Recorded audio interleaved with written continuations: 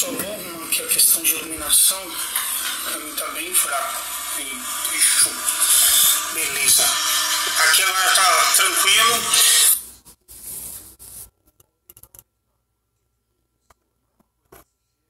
que a gente pode fazer para questão do coronavírus, prevenção, o que a enfermagem vai nos auxiliar. Deixa eu só aguardar que ela entrar para a gente iniciar esse bate-papo.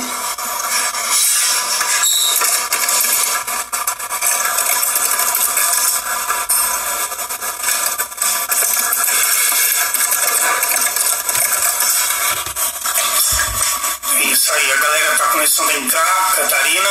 Hoje vai ter a participação da Sabrina, amanhã a gente vai ter a participação do Padre Fausto e amanhã o tema vai ser bem interessante também. Então você que está acompanhando, você que vai acompanhar a questão da live do Padre Fausto amanhã, a gente vai falar um pouquinho sobre o papel da igreja, né, no meio dessa pandemia. Sabrina está entrando, a live vai ser com a Sabrina, você me solicitou aí, mas espero que você me entenda. Sabrina está entrando, eu peço que vocês deem um retorno sobre o áudio, se está tudo bem, se vocês estão conseguindo ouvir. Boa noite, Sabrina, minha linda, tudo bom? Oi, Engel, tudo bem? Oi, gente, tudo bem? Eu tô ouvindo bem, e vocês?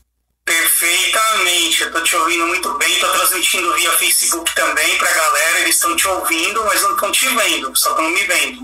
Mas depois eu vou passar esse vídeo lá pro canal do YouTube e também salvar esse vídeo aí pra mandar pra geral.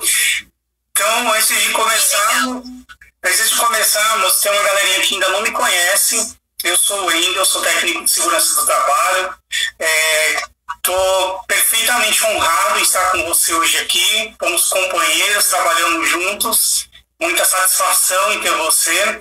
E muito legal quando você se propôs a estar aqui comigo hoje, né? Eu estou fazendo essa campanha de lives aí com meus amigos e você, graças a Deus, se prontificou.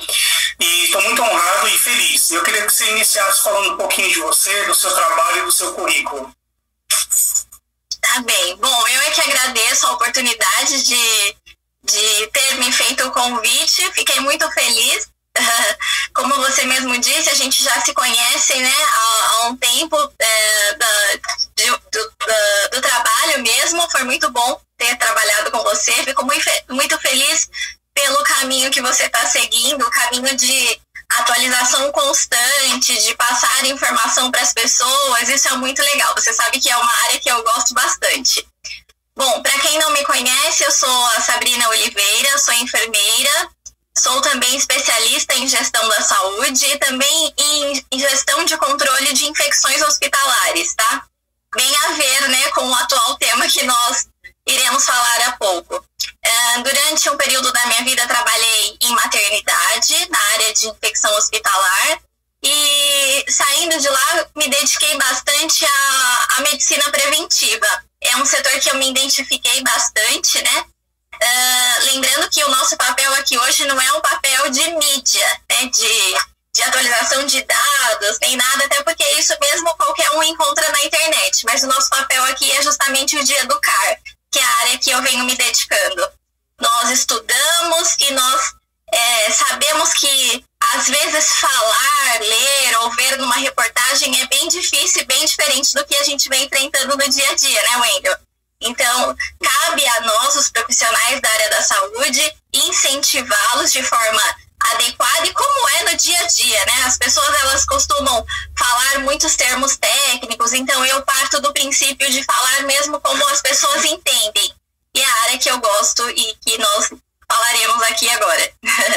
Perfeito. Antes de iniciarmos, dá uma boa noite para todo mundo que está entrando, a Catarina, o Fernando, o Padre Palmiro pelo Facebook, está acompanhando a gente, a Camila Gonçalves Costa, a Márcia Pasquale, né?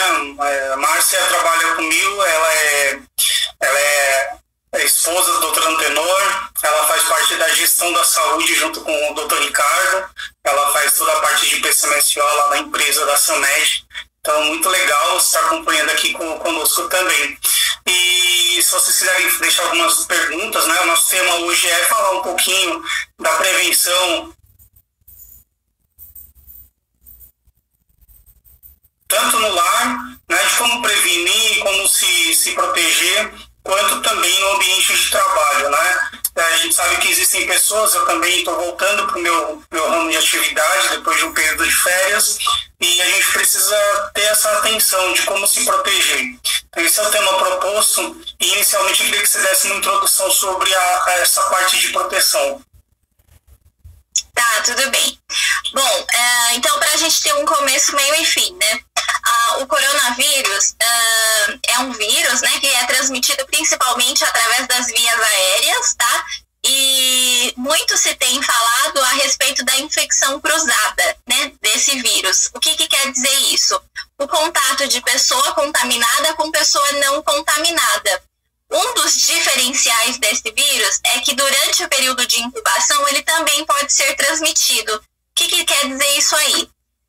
Quando você adquire ele e a tua imunidade está muito boa, você tem dormido bem, tem se alimentado bem, enfim, pratica alguma atividade física, algum esporte, cuida da sua saúde, você tem um equilíbrio da sua imunidade, ou seja, ela está boa. Durante um descuido qualquer, de repente ir ao supermercado e não higienizar as mãos de forma adequada, ou não retirar os adornos na hora da lavagem das mãos, eu vou falar também sobre isso. Enfim, um simples descuido, você pode adquirir esse vírus. E durante a tua imunidade estar alta, tem o que chamamos de período de incubação, que é de 2 a 14 dias. Ou seja, 2 semanas você já pode estar com ele dentro lá do teu corpo, porém não vai demonstrar sintoma algum. Aí que tá, o diferencial dele é que durante esse período de incubação você pode não estar com sintoma, mas pode estar transmitindo. E é aí que as pessoas acabam muitas vezes se enganando. Por quê? Um exemplo, eu acho que eu tô bem de saúde e aí eu saio sem usar a máscara. A máscara acabou de ser, em algumas cidades, dita como uso obrigatório, né? Mas até então as pessoas estavam usando por consciência mesmo. E foi isso também que acabou ocasionando nas mortes que aconteceram nessas últimas semanas. Justamente porque não era um item obrigatório, as pessoas achavam o quê? Eu tô bem, né, não tô demonstrando sintoma algum, então eu vou sair sem o uso das máscaras. Ou eu não vou tomar todas as precauções que estão informando e nos passando. E aí é que a pessoa passava, né, transmitia o vírus, e quando a imunidade dela baixava, ou às vezes nem é necessário baixar para demonstrar algum sintoma. E aí é que a gente chama de, então, infecção cruzada, tá? Por isso que a maioria das pessoas, né, das empresas principalmente, observando o mundo lá fora, verificou, né, na Itália, nos Estados Unidos, enfim, que a situação estava já fora do controle e começaram a aplicar o que estavam vendo que outros governos aplicavam lá fora, né, que é a tal da quarentena, que tem muita gente criticando, muita gente que está dizendo que algo é normal. Eu até entendo também o lado financeiro, né, o lado econômico, eu também penso a respeito disso, querendo ou não, acaba afetando a todo tipo de população, mas a gente também tem que pensar no sentido de saúde. É por isso que a gente está dizendo aqui agora. O mundo, né, tá voltando aos poucos, tudo indica aí que a partir do começo de maio, a maioria das empresas voltam a funcionar de forma normalmente, né? Então, cabe a nós estarmos aqui orientando. Quando a gente olha pela TV o quê? Aqui deu uma travadinha aí e voltou, tá? Estava falando então tá? Aí, mas é normal, isso acontece. Tem muitas lives acontecendo ao mesmo tempo e acaba travando um pouquinho. Tá. Acho que o seu... Tá bem, então tá bom. Bom, vamos lá. Quando você ouve, né, pela TV, ou enfim, que você vai ficar em casa para praticar a tal da quarentena, né, é diferente de isolamento social. O isolamento social, ele é dito, ele é obrigatório quando a pessoa está demonstrando algum sintoma. Ou seja, ou dentro do período de incubação, ela fez um voo, ela teve contato com pessoas contaminadas, ou ela está transmitindo algum sintoma anormal, é recomendado que ela fique em casa em total isolamento, tá?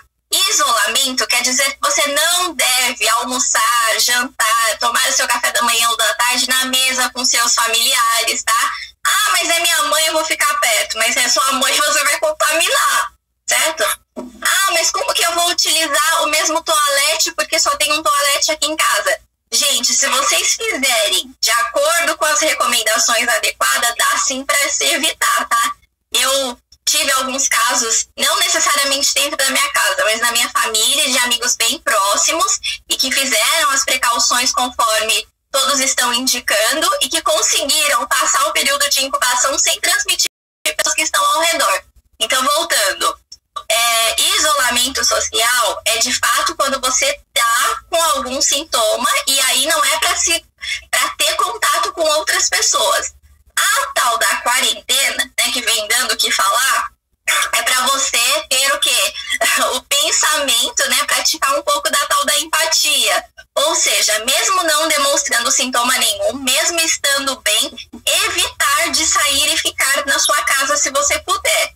Por isso que muitas empresas liberaram o home office, a fim de quê? De evitar que o transporte público esteja movimentado, a fim de evitar o horário de pico. Não é à toa que tiraram o rodízio, agora tá voltando aí, né? Se eu não me engano, essa semana, né?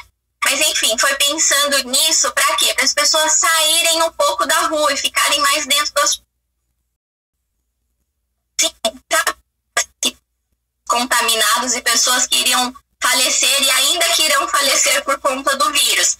Mas é uma questão estratégica de números mesmo, né? De acordo com o tanto de leitos que a gente tem, mesmo trabalhando para se desenvolver mais leitos, a nossa infraestrutura, né, que nosso país tem atualmente, não dá conta se todo mundo adquirir o vírus e se todo mundo precisar de respirador. Não dá conta. Então, por conta disso, determinou-se que as pessoas fizessem a quarentena, justamente para evitar que mais pessoas seriam contaminadas. Principalmente uma pergunta, eu não estou conseguindo ler.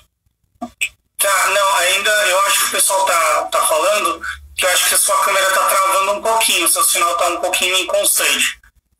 Mas dá para te ouvir perfeitamente. Só queria fazer 2 adendos, né? Eu acho muito interessante a questão da diferenciação, de colocar a diferenciação de isolamento e quarentena. Eu passei por esse período porque eu tive suspeita do vírus logo no começo.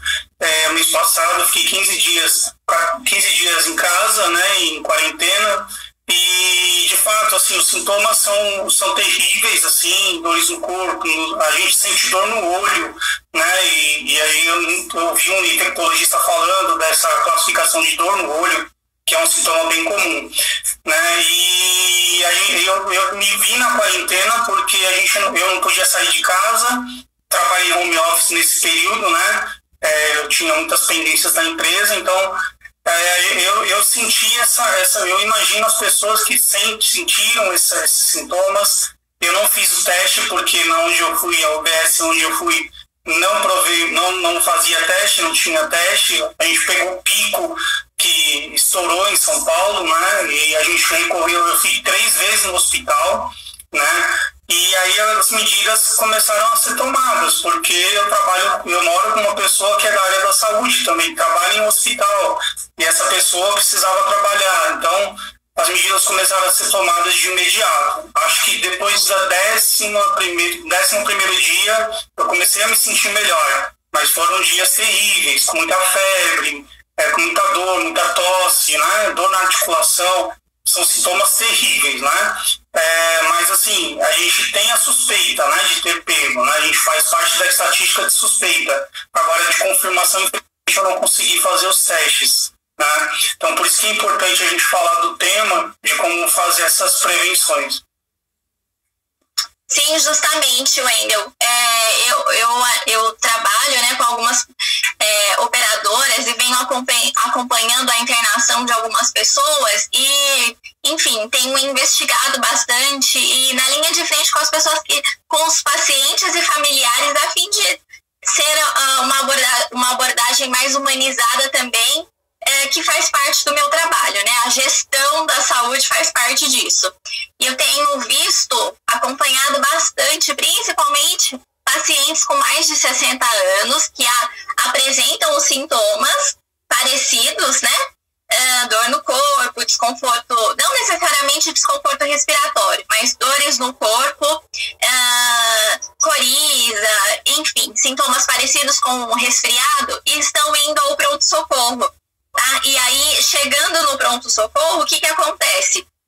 Toda uma estrutura também está sendo trabalhada para atender esses pacientes, né, a fim de não acontecer a contaminação lá, porém, o percurso de casa até a chegada, muitas vezes a pessoa não está exatamente com Covid-19, mas ela acaba adquirindo, né, nesse percurso ou não tendo os cuidados que deveria ter lá no local de saúde que ela procura para ter o atendimento. Então, gente, não adianta. Eu tô com coriza, eu tô com dor no corpo e eu quero saber se eu tô com Covid ou não. Os testes de Covid estão sendo disponibilizados, a gente também não tem estrutura ainda para fazer teste em todo mundo, né? Eles estão sendo disponibilizados apenas para quem apresenta desconforto respiratório, que é a tal da falta de ar. E não é chegar lá na triagem do pronto atendimento e dizer, eu estou com desconforto respiratório. É feita uma análise clínica dos profissionais para identificar se de fato você está ou não. É feito um exame físico no momento, em algumas situações até um raio-x, enfim, para de fato verificar se algo do seu pulmão está comprometido, para então fazer a coleta do exame e ser comprovado se você está ou não. Mas o que acontece? Chegando lá, se você está aí assistindo a live e está com dúvida, eu estou sentindo uma dor e tal, será que eu estou, será que eu não estou? A dúvida é de todo mundo, né, Wendel? E aí a gente quer esclarecer. Então, a gente já te fala, se você chegar num pronto atendimento para ter essa certeza se você tem ou não será feito o teste, tá? Não será feito o teste, não. Então, é melhor ficar em casa, porque você, de fato, pode piorar a sua situação nesse percurso aí. Deixar para ir no hospital apenas quando, né, de fato, você estiver com desconforto respiratório. E eu tenho escutado... Não sei se você também vem acompanhando, as pessoas inclusive reclamando, né? Mas espera tá muito ruim para ser atendido e aí não tem mais como reverter a situação. Então tá, vou explicar para vocês. Tem uma razão, tá, gente? A gente, nosso país agora, aliás, o mundo, não tem ainda um medicamento cientificamente comprovado que seja eficaz, né? Nós estamos acompanhando quadros aí de pessoas que foram curadas, né, por alguns medicamentos, que até foi divulgado na mídia, muitas pessoas correram nas drogarias para comprar de forma desesperada. Mas, gente, para que isso de fato aconteça, não é de um dia para o outro, né? Análise e estudos devem ser feitos a longo prazo para saber se um medicamento é eficaz ou não. E eu tenho uma médica, a doutora Sara Della Bianca, algumas pessoas que trabalharam comigo no hospital, que eu tô vendo que tá aí presente na live, até devem conhecê-la. Eu sou muito fã dela, ela tá totalmente na linha de frente, eu venho acompanhando todas as atualizações que ela faz todos os dias, né? Diariamente ela faz uma live a fim de nos atualizar. E ela falou uma coisa que de fato tem total sentido e que a gente não para pensar. O que acontece? Quando o medicamento está sendo analisado se de fato ele é eficaz ou não, né, geralmente o paciente ele se prontifica e fala, eu quero que faça teste em mim. E aí é feito, mas tem uma questão também psicológica, porque na maioria das vezes o paciente não sabe que ele está tomando medicamento para tratar o câncer dele. E aí, então, é analisado se aquele medicamento faz efeito ou não. Tem também uma questão psicológica, que tem todo sentido. Por exemplo, eu tô com Covid-19, tô indo para o hospital X e tô sabendo que lá eles aplicarão em mim o medicamento que estão falando que faz efeito. Então, a pessoa trabalha na mente dela e ela, querendo ou não, ela recupera a imunidade dela apenas com a mente. Quem é psicólogo sabe muito bem, aliás, mais do que eu, que isso tem total sentido. E aí, se a pessoa tá em casa e fala, gente do céu, eu tô apresentando tais sintomas, e se eu for procurar ajuda médica, eles não vão me atender atender. Então a pessoa fica alimentando aquele ego negativo, eu não vou melhorar, eu vou morrer, e liga a TV e só vê pessoas, mais um que faleceu em tal lugar, mais um que faleceu. Então ela vai alimentando aquilo negativamente e, consequentemente, a imunidade dela vai caindo e a doença se prevalecendo lá, né? Complicando o estado de saúde. Então, que a gente deixa aqui bem claro para vocês que não é que os profissionais da saúde querem atender apenas quem está muito grave. É que, de fato, não tem tratamento ainda eficaz, né, para essa patologia, para essa doença. E que quando o paciente está com desconforto respiratório, não tem o que fazer deixando ele em casa. Ele, de fato, vai a óbito, né, se ele ficar em casa sem o respirador. Então, quando chega nessa situação, cabe ao hospital abrigar esse paciente e ajudá-lo numa ventilação mecânica, né, que é o que está acontecendo. Agora, imagina, se todo mundo que está apresentando sintomas parecidos com o Covid-19 forem procurar assistência médica, né, vai dar uma hiperlotação e não vai suportar mesmo. Então, por isso que nós recomendamos que todos fiquem em casa, mesmo apresentando os sintomas, e que se ver que não evolui, né, tá passando uma semana e ao invés de melhorar, tá só complicando ali a situação, aí sim cabe a pessoa procurar um pronto atendimento. Bom, interessante você falar isso, é que assim, claro que a gente tem que sempre se colocar no papel do outro, né? Quando a gente fala do autônomo, por exemplo, né? Que é bem difícil para ele ficar em casa, né, fazer esse resguardo mesmo sentindo algum sintoma, porque ele precisa levar algum dinheiro naquele dia. Visando um pensamento mais capitalista, ele precisa atingir uma meta diária para ele ter um X no final do mês, né?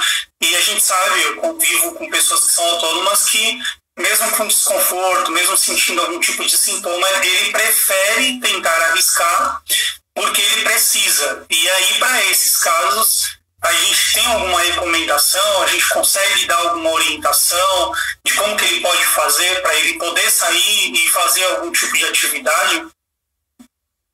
Sim, bom, inclusive para as pessoas que voltarão a trabalhar agora, né, no começo de maio, como eu venho observando.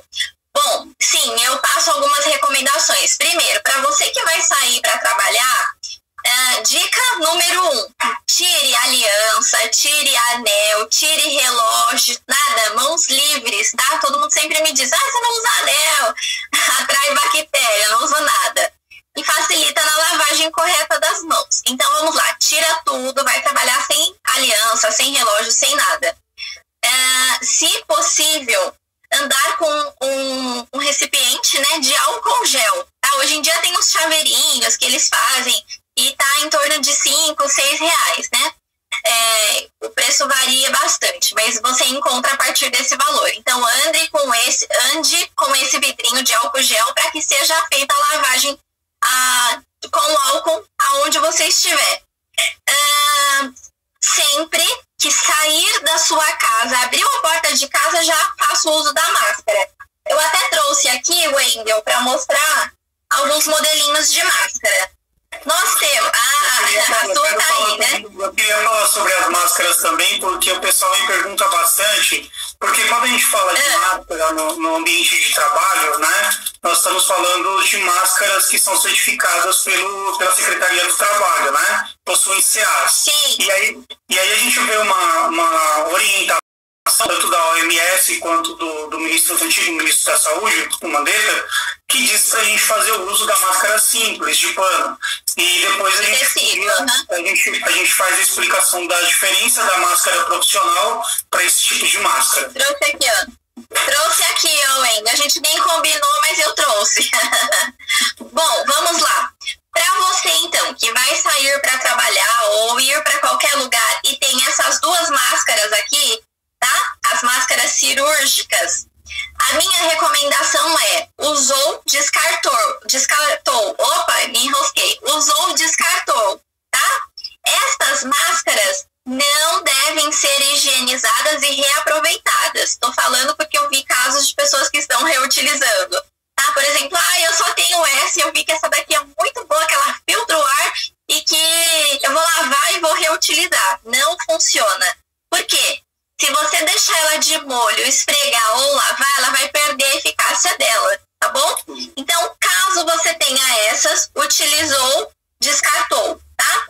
Agora, vamos lá. Para quem não é da área... Sabrina, só para ficar um pouquinho técnico, porque a gente tem alguns engenheiros e técnicos de segurança do trabalho que estão acompanhando, e essas duas máscaras que você apresenta, a primeira, a branca, é uma máscara descartável, tá? A gente chama ela de PFF1, tá? Então ela é totalmente descartável, né? Então utilizou, já joga fora. E a segunda, que é a azul, ela é mais filtrante, ela chama-se PFF2, a gente utiliza para particulados, para respiratório, mas ainda assim, em hospitais, existe a máscara PFF2, que ela inibe agentes biológicos, que é o mesmo caso que a Sabrina está dizendo, que ela não pode ser reutilizada, né? Porque o pessoal do hospital que eu tenho contato, eles dizem, mas a máscara tem que durar aí uma semana, né? Durar uma semana na ideia anterior, né? Que a gente tinha menos contato, não tinha esse risco biológico que a gente tem hoje. Então, hoje a gente orienta que, se utilizar a máscara, no período de 2 horas, tem que fazer a troca dessa máscara. Para a máscara PFF2 com filtro, né? Ou a N95, que a gente chama de N95, essa máscara ela pode ser utilizada durante o plantão, durante o dia, mas observar se ela está úmida, se ela tem alguma coisa que faça o seu descarte. Isso mesmo. E a máscara cirúrgica também vem observando o quê? As pessoas já utilizaram ela 2 ou 3 vezes e ela está folgada no rosto. O que as pessoas estão fazendo? Um X aqui, ó. Não sei se você já viu ainda. Já. O que isso daqui atrapalha? Olha só, vou chegar mais perto da câmera para vocês verem. Tá vendo que tem um vão aqui, ó, um espaço? Isso daqui é um espaço que a bactéria pode entrar por aqui, tá? A saliva, a gotícula de ar entra por aqui. Então, ela jamais deve ser utilizada dessa forma. Tanto ela quanto a de tecido, ela deve estar bem ajustada, bem fixa no seu rosto. Do contrário, ela não vai ser eficaz. Outra coisa, ela tem que cobrir o seu nariz e chegar até aqui embaixo, senão ela não vai ser eficaz. Tem umas máscaras que ficam assim, ó. Opa! Tem umas máscaras que ficam assim, não vai ser eficaz não, tá? E como você falou, usou, descartou. Agora, para você que não tem nenhuma dessas máscaras, está procurando e também não está encontrando, é recomendado, né? Agora foi aprovado, é melhor utilizar de tecido do que não utilizar nada. Tá? Então, você é profissional autônomo que vai pegar um transporte público ou algo assim e tem a sua máscara de tecido caseira, feita em casa, que você comprou de alguém, primeira dica, se você comprou antes, mesmo que venha escrito na embalagem que ela já foi higienizada, faça a sua higienização novamente, lave e passe o ferro em cima. E aí você vai utilizar. Sempre que você comprar uma máscara de tecido, verifique se ela tem dupla camada, tá vendo? Ela tem que ter 2 tecidos, senão também não vai ser eficaz. Se tiver 3 é até melhor, tá? Ela também tem que estar bem ajustadinha no seu rosto. Olha, não pode ficar desse jeito, tá vendo? Tem pessoas que usam mais pra baixo. Ela tem que cobrir o nariz e chegar até aqui no queixo também, ó, pra proteger, tá? O que eu venho... Isso aí, eu ainda sou a correta. O que eu venho observando? Gente, a pessoa tira a máscara e coloca ela onde? No bolso. Ou então joga ela dentro da bolsa. Pelo amor de Deus, aí também não vai adiantar nada. Isso aí. Você tem que ter um saquinho transparente, como esse que o Wendel está mostrando. Ou uma sacolinha de mercado mesmo. Para você tirar a máscara, fechar... tampar, lacrar lá o seu saquinho e aí quando você chegar em casa fazer a higienização novamente. Sabrina, e de quanto em quanto tempo eu tenho que tirar ou trocar a minha máscara? Eu posso trabalhar, eu trabalho, eu saio de casa às 7 da manhã e volto às 7 da noite.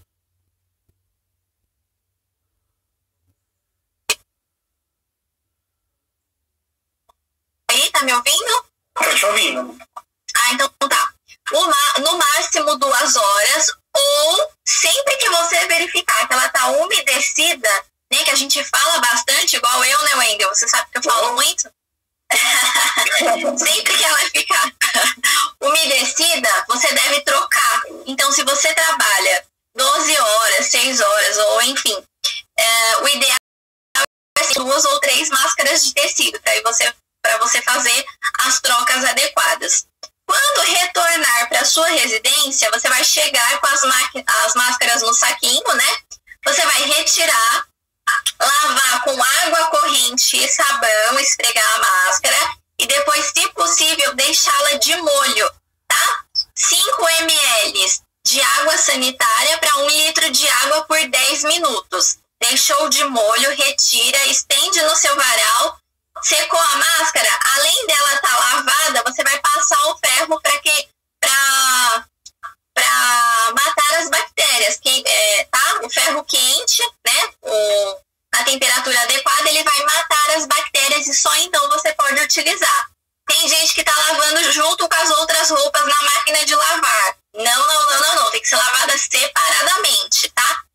Sobre máscara, querem me fazer alguma pergunta? Eu já vou falar das luvas, já vou falar dos calçados, já vou falar do transporte público, mas sobre máscara, alguém tem alguma dúvida aí? Sabrina, eu tenho uma pergunta da Normélia, ela está acompanhando a gente pelo Facebook, tá? Ela fez um questionamento referente ao levantamento de óbitos. Muitas das vezes o paciente tem um histórico tipo cardíaco, né, ou hipertensão, e pode levar a óbito. Se de fato com o Covid, somado ao Covid, isso pode levar a óbito com menos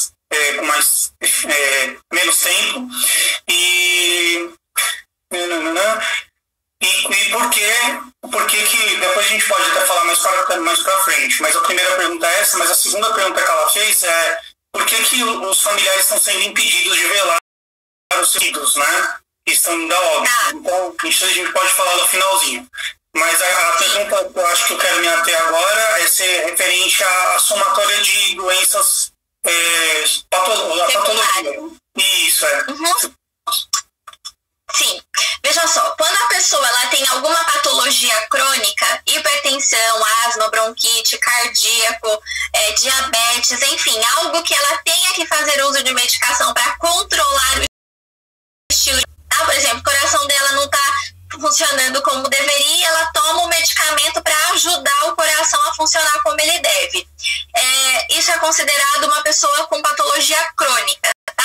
Lembrando que aquelas pessoas, Wendel, ótimo essa pergunta, inclusive porque, veja, tem pessoas que passaram há anos atrás no cardiologista, foram indicadas a tomar captopril, losartana, seja o que for, aí começou a tomar, viu que a pressão fica boa, estabilizada lá, ela para por conta própria e nunca mais volta ao cardio. Essa pessoa é crônica? É sim, tanto quanto, tá? E a pergunta da sua colega aí. Isso torna-se um fator, como eu posso dizer, a mais para a pessoa adquirir o Covid-19? Sim, tá? Por quê? Porque ela não tem uma boa, ainda que esteja controlada, ela já tem uma patologia secundária a ser tratada. E se ela pegar um vírus que vai entrar na corrente sanguínea dela e vai desequilibrar, né, o atual estado de saúde dela, isso é sim um fator de risco. Dá para entender eu falando assim ou não? Tá? Eu consegui entender. Tá, ou seja, vamos lá, para facilitar ainda mais. A pessoa ela tem que fazer uso de algum medicamento para ela manter a estabilidade do corpo dela, certo? Entra um vírus, uma bactéria na corrente sanguínea dela e vai desequilibrar, mesmo ela já fazendo uso do captopril ou do losartana ou qual seja o medicamento que ela toma. Então é um fator a mais para prejudicar o estado de saúde daquela pessoa, porque o vírus ele dá dor, ele dá falta de ar, ele faz a gente não se alimentar bem. Até você referiu aí que sentiu dificuldade com os olhos, né? Ou seja, se você está fazendo uso de um medicamento para controlar teu atual estilo de vida ali, está com o vírus totalmente desequilibrando, vai acontecer o quê? Uma bagunça ali no seu sistema e é um fator de risco a mais sim para você adquirir o Covid-19, tá? Por isso que as pessoas que têm problemas de saúde crônico, consideradas grupo de risco, devem ainda mais se precaver contra o Covid-19. Eu digo que todos devem, mesmo se você não está no grupo de risco. Mas se você está, você duplica a sua atenção, né? Principalmente com as informações corretas e não com fake news. Eu acho que é essencial a gente sempre deixar isso claro, que a formação, ela sobrepõe a informação. Né? Uma informação bem dada, ela é formativa, né? Que é o nosso papel hoje, né? E aí, quando a gente falou da máscara, e aí o Fernando fez a pergunta sobre as luvas, eu queria que você explanasse um pouquinho mais. A Catarina também falou um pouco do trabalho dela, ela continua atuando, né? Ela continua trabalhando, e eu acho que a grande dúvida dela é quais seriam os melhores EPIs, equipamento de proteção individual, que ela poderia utilizar no seu dia a dia, né? Tá. Bom, para Catarina, então, eu indico a máscara, tá? Com as recomendações que eu dei, não adianta usar a máscara e colocar na bolsa ou no bolso ou não trocá-la o dia todo. Então, a máscara, a luva, sim, principalmente, tá? Só que, Catarina, não sei se vocês viram, até viralizou um vídeo, né, de um senhor que estava na fila do supermercado, abriu um pacote de salgadinho na fila e estava comendo salgadinho de luva. Não sei se vocês viram, né? Gente, deixa eu explicar uma coisa. A luva, ela é eficaz desde que você a use também de forma correta, assim como a máscara. O que eu quero dizer? O intuito da luva é para que você não pegue a bactéria na tua mão e coloque nos seus olhos, ou seja, né, onde o vírus Covid-19 possa vir a entrar. Mas de nada adianta se você não fazer a precaução adequada também com ela. E como seria? Primeiro, né, antes de mais nada, lavar as mãos. Tá? Eu já vou explicar a forma correta também. Lavar as mãos, aí você calça a luva. Pior que eu nem tô com uma luva aqui para mostrar. Ah, tem ali, ó. Pega pra mim uma luva ali, por favor. Vou mostrar como é que tira a luva de forma adequada. Pera aí, gente. Isso, obrigada. Aí, mas consegui aqui. O que acontece? Olha só, Catarina, se você calçar as luvas para fazer lá o seu trabalho, ó, vou fazer um exemplo. E na hora de você retirar, você fazer isso daqui, ó, você vai se contaminar, e é a mesma coisa de não ter utilizado a luva. Primeiro, você tá lá com a luva, certo? Na hora de retirar, você vai... essa mão tá contaminada e essa também. Se você, antes de retirar a luva, tocar no cabelo, tocar no olho e tal, de nada adiantou. Mesma coisa de não usar a luva. Se você fez lá o seu procedimento, que é a tatuagem, ou seja qual for, e a mão contaminada, porque você tocou na saliva do seu cliente, ou seja, onde for, na hora de retirar, você vai pegar essa mão, a sua mão dominante, e vai retirar a luva contaminada, ó, tá vendo? E aí você vai cobrir essa mão. Tá vendo que não tocou essa mão aqui? Essa luva que tá com a mão tá suja, tá contaminada, e essa luva tá limpa. Ó, você vai fazer isso daqui e aí você vai retirar a fim de não contaminar, certo? Agora, o que eu vejo? A pessoa tá com a luva e tira a luva, não vai adiantar nada, a mesma coisa de não usar. Eu vejo bastante. Então, o ideal é retirar as luvas também de forma correta. Retirou a luva, fazer novamente a higienização das mãos, tá? Não usar a luva com aliança e nem relógio, também não vai adiantar, tá bom? E já que a gente está falando disso, deixa eu já aproveitar e falar da lavagem das mãos. Eu ainda estou pensando lá naquele trabalhador que vai voltar, né, a fazer as suas atividades e que tem que ter as recomendações adequadas. Então, a gente já falou de máscaras, né? Já falamos de quem é o trabalhador que tem alguma doença crônica e também já falamos do trabalhador que vai utilizar as luvas, certo? Agora, para todo mundo, independente se ter doença crônica ou não, tem que fazer a lavagem das mãos adequada. Eu, Sabrina, recomendo que sempre que puder, que essa lavagem aconteça com água corrente, é melhor, tá? Principalmente quando ela tiver com sujidade.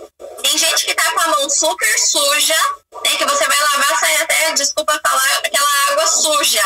Aí você vai passar o álcool gel, não vai adiantar nada. Então, o ideal é, na maioria das vezes, com água corrente. Agora, caso você não tenha água ali disponível para você, o ideal é o álcool gel. Como, Sabrina? Você vai tirar todos os adornos, passar, espirrar o álcool na palma da sua mão completa, tá? Tem gente que passa na mão, na unha, na outra mão.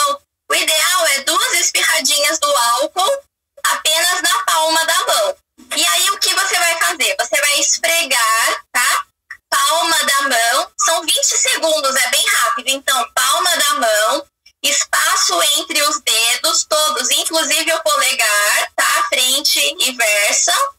E aí você vai rapidinho passar esse álcool que tá na palma da sua mão em cada dedo.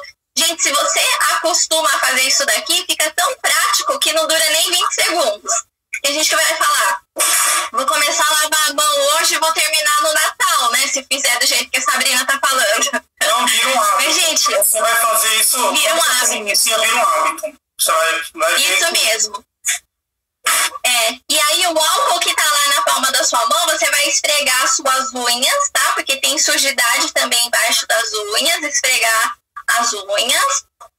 Aqui, na região onde você coloca o relógio, a mão já tá adequada para utilização, tá? Respondi aí a pergunta? Respondeu, ela tem uma dúvida referente a exagero. Não sei se você consegue acompanhar os comentários, mas um pouco mais para cima... Eu não estou enxergando, na verdade. Tá, eu para você. Ela colocou assim, ó. Ainda estou atendendo. Não, essa, um pouquinho mais para baixo. Ela está falando sobre exagero. Eu pedi que os meus clientes tomassem banho e trocassem as roupas antes de fazer o procedimento da tatuagem.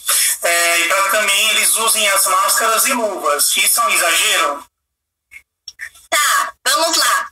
Usar a luva é um exagero, eu digo, porque se ele não tiver a mentalidade, né, que a gente acabou de conversar aqui agora, é a mesma coisa de não estar utilizando a luva. Então, se você o estúdio, um álcool gel, ou falar, entre e dirija-se ao toalete para lavar as mãos, é melhor do que a luva. Porque daí ele vai estar contaminando você. Certo? Então, acho que luva é exagero.